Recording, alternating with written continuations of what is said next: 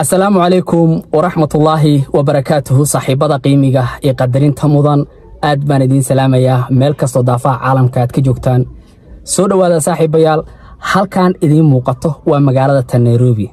واحد جوان لسيسي دنا همودن وحكاله واهيل الدادت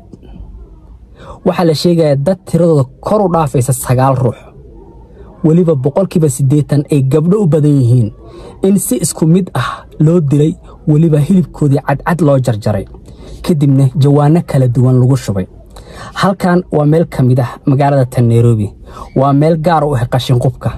laakiin waxa laga arkay dhacdadan naxdinta leh oo dad aad u tiro badan ayaa halkaasi midadkooda laga helay waliba si isku mid ah loo dilay kaaga darne inta la jarjaray xubin loo jarjaray kadibna jawaanadaasi laga buuxiyay Soomaali qayb ma ka tahay dadka halkaasi lagu dilay xog ku saabsan muuqaalkaas ayaan rabaa inaan ka dabageeyo halkaan idin muuqatana waa xaafadda Islii waa shantaraalaha suuqa xaafadda Islii waa wadada Jam Street gasha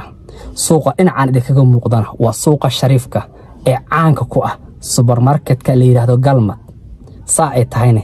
habeennimadii xalay ahayd waxa loo kala baxay bur iyo biyo aan ula jeedo Kenyaankii iyo Soomaalidii halkaasi ku ganacsanaysay oo ay ka dhaxtafatay xog ku saabsan